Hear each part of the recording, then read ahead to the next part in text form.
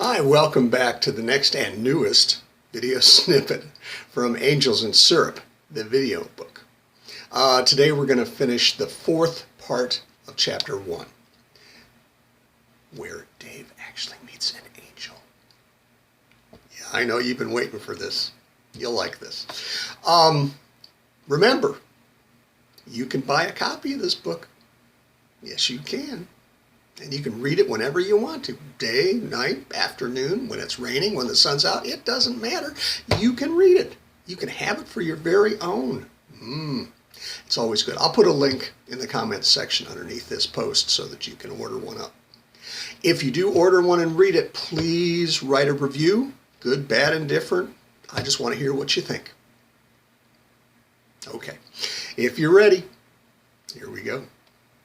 15 minutes later, Dave parked his car in the Savesco parking lot and found one of their gigantic shopping carts, which he pushed inside the big front doors of the warehouse store and up to the little old man who was checking people's membership cards. Once Dave had proven that he belonged, he pushed his cart past the televisions, past the watches and perfumes, past the remaindered books and DVDs, past the furniture and rugs, finally into the section of the big open building where the groceries were stacked from floor to ceiling in long aisles, arranged in some order that made no sense to Dave. Dave found a 48-pack of Silk & Touch recycled bathroom tissue, but somehow left the display pyramid of 20-gallon tubs of Chlor White bleach that was guaranteed to bleach everything you own from your knickers to your dentures, a brilliant sparkling white, untouched. Dave looked through the international foods and found a great deal on a 12-dozen pack of assorted flavor Cock-a-Doodle Noodles ramen. And then he went to the next aisle and discovered a big plastic barrel of Mr. Hall's cheese balls. And then on to the frozen food section, a 6-pack of Rosatia Farms Organic Angus beef patties, a Chef O'Getty's pepperoni shepherd's pie, a 5-pound olive loaf, and 4 TV dinners, American's Best Burgoo and green bean casserole. Dave was almost finished. He saw a sale on cans of Cincinnati chili, 6 for $3, and bought a dozen. By then he was getting hungry.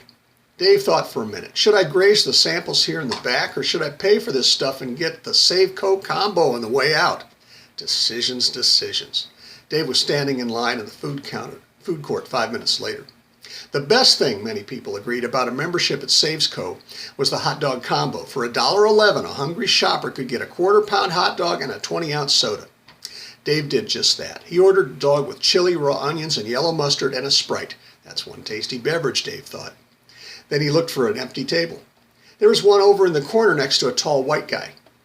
Dave sat down, put a straw into the slot in the lid of his drink, and took a sip. That hits the spot, he said to himself. Then Dave took a bite out of the hot dog and felt a blob of mustard fall from the hot dog and land on the back of his hand between his index finger and his thumb. Dave licked the mustard off his hand and looked around to see if anyone had noticed. The tall man at the next table was looking at Dave, and when Dave realized that he was indeed looking at him, the man said, "What's up, Dave?" Dave was embarrassed at his lapse of good manners and abashed that this stranger knew him, but Dave couldn't for the life of him remember ever seeing this strange-looking man before. As Dave looked at his new neighbor, really looked at him, Dave realized why he didn't recognize the stranger. This new person didn't seem to be a person at all. That is, unless a person could be 8 feet tall, glow with an intense inner light, wear floor-length robes that seemed to move on their own, and have large, magnificent feathered wings. Hi, Dave replied. Do I know you? I've been around for a while, Dave, the being said, but I'm a little surprised that it took you this long to finally notice me. And then whatever the creature was went back to eating his hot dog. Dave couldn't help but notice that the creature had ordered his dog with jalapenos, sauerkraut, onions, and mustard. Well, Dave continued, not wanting to appear rude, I hadn't noticed you before, just now, nice cosplay, Thanks, the being said, but, what did you want to say? Look, Dave didn't know how to say what he was thinking, but just then it just came spilling out of his mouth. I didn't want to be rude, but with those robes, I wasn't sure if you were a guy or a girl, sis, that is, or maybe you were just L or G or B or T or Q or the other Q or I or P or 2 or A or that other A. I just wanted to be respectful, you know. I know, Dave, but that's okay. I'm none of that, the creature said. Huh? Dave said. Angels are not sexual beings. Those distinctions just don't apply to us, the creature explained. Huh? Dave repeated. Don't worry about it, the angel said. If you really need a term of address, Buddy will do just fine. Thanks, Buddy, Dave said, not sure of what to say to his new buddy next. Well, the angel said, gotta go. I'll see you around now that your eyes are open. Yeah, thanks, buddy. Hey, you know my name. Dave was getting used to this angel. What's yours?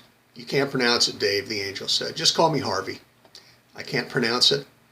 People don't have the components that are necessary to convey all of my name's nuances, Harvey explained. Come on, Harvey, tell me your real name, Dave insisted, beginning to get a little testy about it. Names aren't important, Dave. Who someone is, that's who they are, not some jumble of sounds, not some lines or squiggles on paper. But okay, pal, you asked. And Harvey opened his mouth.